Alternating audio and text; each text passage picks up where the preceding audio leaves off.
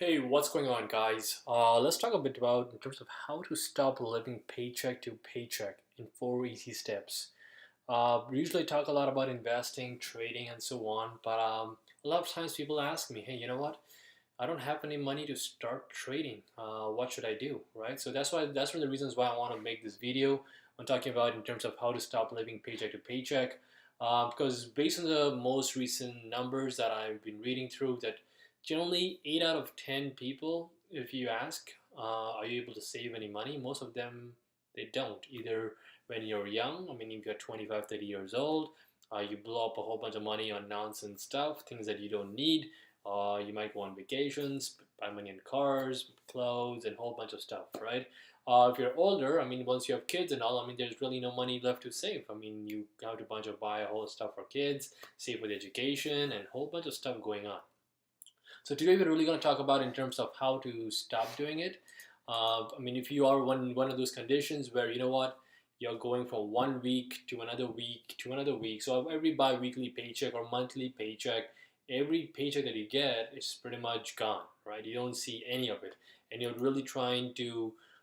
It's extremely hard for you to make ends meet. I mean, hey, you know what? It's not only you. If you look around, 8 out of 10 people that you would know of are in the similar boat, right? Except if they are living with their parents, maybe they will have some money, or I mean, that's the only situation that I see that they might have money, right? So that's one of the biggest challenges that I see individuals in terms of personal finance, uh, in terms of how we actually get it done.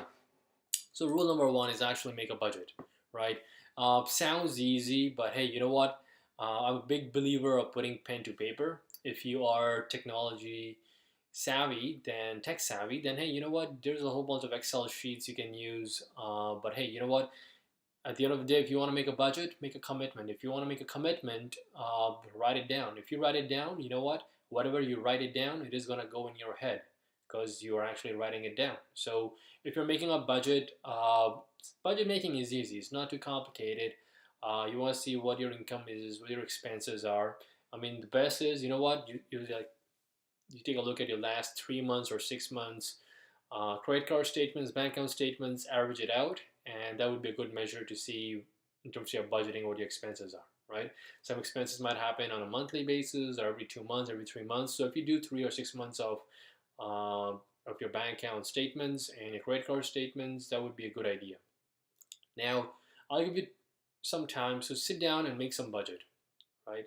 Now, I will challenge you that anybody who's looking at this video right now, if you were to sit down and make a budget, one thing that you would not do is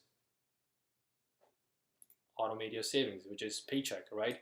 So with the first thing that you will be doing is, I mean, you will put in the first thing you'll put in is your income, right? That's kind of easy to know. But in terms of expenses, you will start putting in rent, car insurance, hydro, gas, and so all these are fun stuff. What you would not be putting in is savings, right? So if you're making a budget, the first thing that you have to do is your income, and the next one, the next second most important item on there should be savings. Now, the best way is really to automate your savings. A really good number is 20% of your savings. If you cannot do 20%, do 10%. At least start from somewhere, right? Generally, I do recommend members that, hey, you know what? If you want to set up an automatic savings plan, have a checking account. I mean, checking account is where all your bills are getting paid off from. Or you want to go and set up a savings account. A savings account, you can use it for either emergency purposes, for investing purposes, but save something and make it automatic, right? Just like you might have your phone bills, your internet bills, your rent, everything getting automatically coming out from your account. Why don't pay yourself first, right? And that is one of the things that you want to concentrate on. You, after the income that you made, the only person that should be getting paid first is you before you pay anybody else out there. So always pay yourself first. So automate your savings. Make sure that a percentage of it always goes into your savings first. And hey, then you know what? Maybe you have any money left, and then you sit down and pay all these other people around, right? Pay the rent if you have a rent, if you have a mortgage, you pay those people. If you have credit card payments, insurance, and so on, right? So rule number one really is create a budget. Rule number two is The only person who should be getting paid first, it should be you, right? So savings always comes out first before everything else, before everybody else gets paid. So you pay yourself first. Next, when you take a look at budget, definitely want to take a look at in terms of what expenses are fixed versus flexible.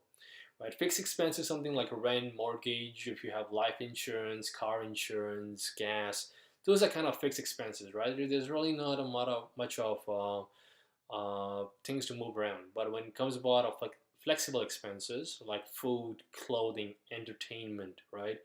Do you need to have an extra pair of jeans? You need an extra pair of uh, watch, an extra pair of just extra pair of stuff, right? Flexible expenses is all about stuff. It's not things that you need, it's things that you want or it's a good to have, right? So the lower you can do your flexible expenses, the better it is. Fixed expenses, I mean, rent or mortgage is really the big one. If you can reduce that, that would be a big one. And if not, then you definitely want to take a look at flexible expenses and see from where you can reduce it, right? The last but not the least, uh, you want to see a goal, right? Now, the easiest way to really look at it is from a goal standpoint of view. But as millennials, we are kind of tended, we're short-term thinkers. We don't really look at long-term goals. I mean, long-term, who has the time? We might not even live that long. I mean, who knows, right? That's the attitude. But hey, people are living longer. You look around, there are more older people now than there were before. So you always want to take a look at a goal in terms of when you are putting money aside. What are you putting the money aside for, right? If it's a vacation, then hey, you know what? Whenever you see this savings account and you think about vacation, so that would be a good idea to have a goal for it.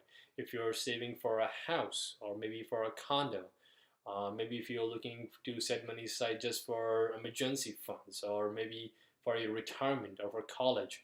So whenever you make a goal, just visualize that particular goal, right? And now once you visualize that goal, the only way for you to, the next thing is to make it happen.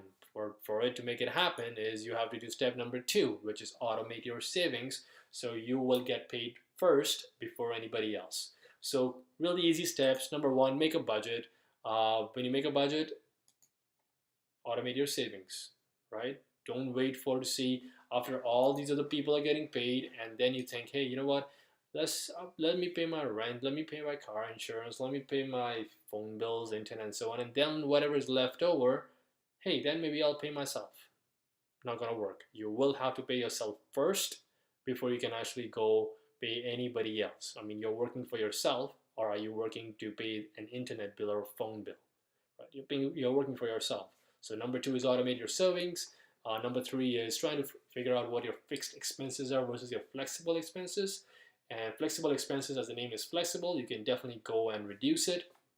And last but not least, whatever you're saving towards, you want to have a goal.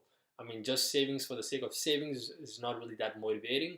But if you're saving towards a particular goal, it makes life a lot easier. So hopefully you guys are able to get out of debt if you have any, or if you're going from paycheck to paycheck.